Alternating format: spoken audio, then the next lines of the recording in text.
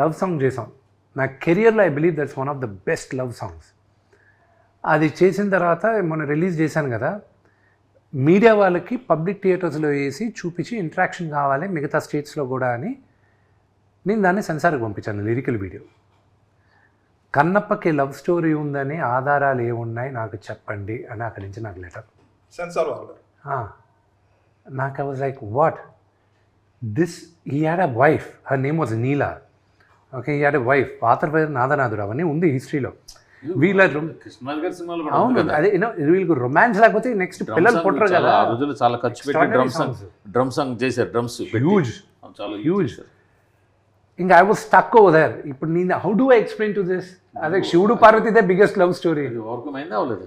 Overcome అయింది. మరి అన్నమయ్యకి ఎన్ని కంప్లైంట్లు రావాల్సి ఉందో మరి ఈ లెక్క. అంటే ఇంకోటి కూడా ఏంటంటే ఈ జనరేషన్ రాను మారుతుంది. అసలు ఆ కన్నప్ప తీసినప్పుడు పెట్టలా, మీరు అన్నట్టు అన్నమయ్య తీసినప్పుడు పెట్టలా, ఇప్పుడు పెట్టారు.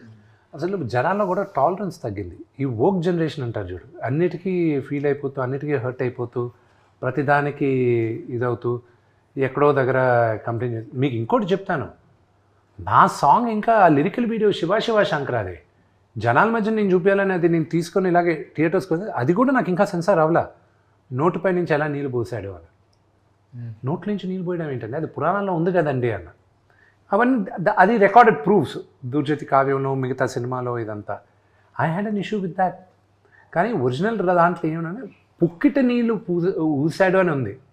రెండోది ఎంగిలి కూడా ఊసి అభిషేకం చేశాడని ఉంది. సో 2 వర్షన్స్ ఉన్నాయి మనకి. So you know I think I have more challenges as the censor. పాటల నుంచి ఎంత వచ్చింది?